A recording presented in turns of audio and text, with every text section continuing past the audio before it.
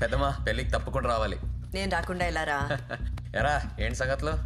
రే night మన వాళ్ళందరికి మంచి పార్టీ ప్లాన్ చేశాను, తప్పకుండా రావాలి. రే పెళ్ళి అయిపోయే వరకు నువ్వు నాతోనే ఉండాలి, సరేనా? తప్పకుండా రా. సరేరా, బాయ్. అది బాయ్.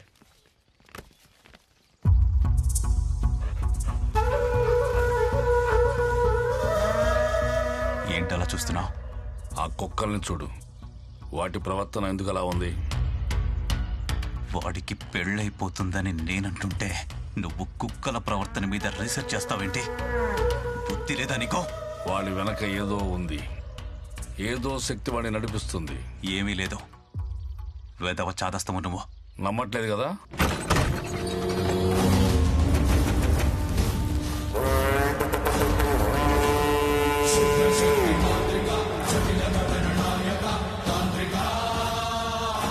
వాడొచ్చాడు, బంగారాజు ఆత్మ వచ్చింది, నాకు తెలుస్తుంది.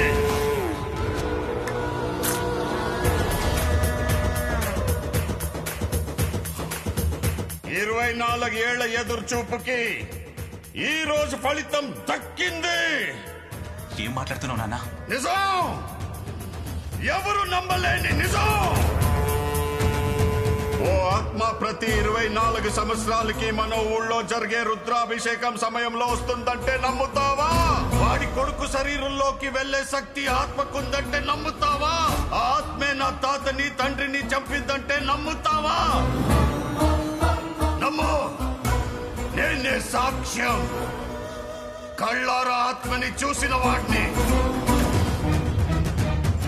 వాడి చేతిలో చావు అంచుల వరకు వెళ్లి వచ్చిన వాడిని,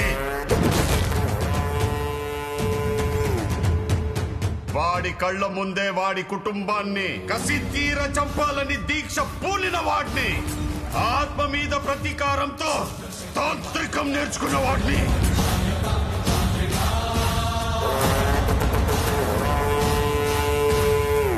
నీకు ఆత్మను చూపిస్తా పదా.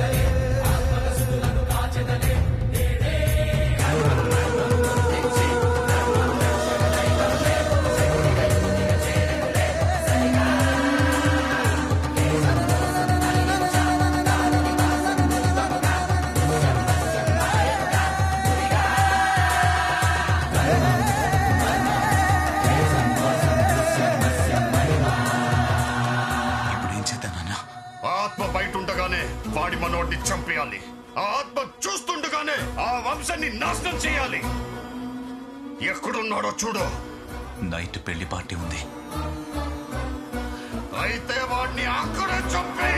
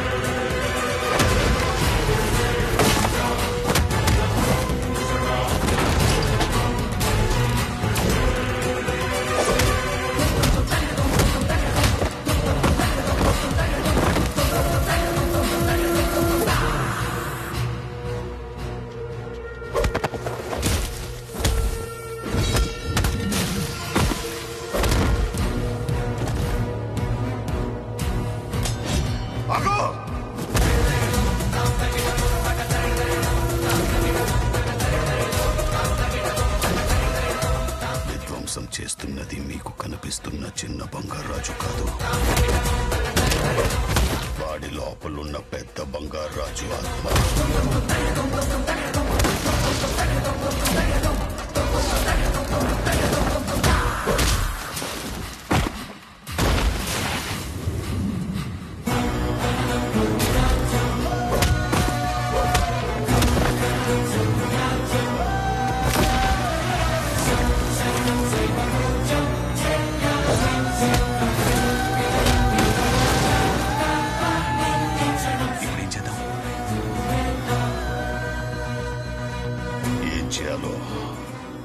నేను చెప్తా.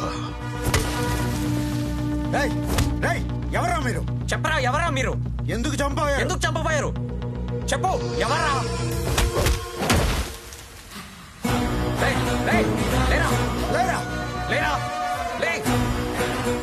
ఏం జరుగుతుంది ఇక్కడ? నా మనవణ్ణి ఎవరు చంపాలనుకుంటున్నారు? తుది ఘట్టం నిర్విఘ్నంగా సాగాలి. శివోహం. కాఫీ తాగమని ఇబ్బంది పెట్టేశారు. సత్యమ్మా, బంగారం నువ్వు రా సరదాగా. నువ్వు వెళ్ళినే వస్తాలే. అలాగే. ఇంత సంతోషంగా ఉన్న సత్యమ్మకి ఈ విషయం చెప్పి బాధ పెట్టాలా?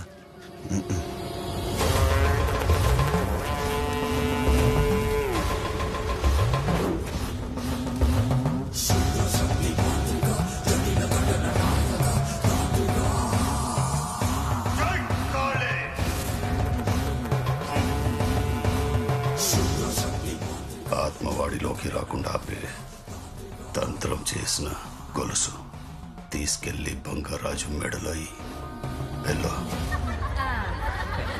మీ అడవుడు ఎక్కువైపోయింది ఫీల్డ్లోనే. పెళ్లి కూతురు వచ్చింది. అక్కడ కూర్చో మామయ్య. నువ్వు కూర్చోలేడు, నువ్వు నిచ్చిడిపోతాడు. కూర్చో.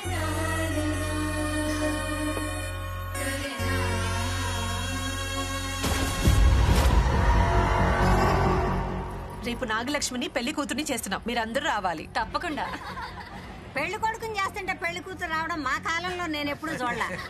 ముసలి పడిపోతానే.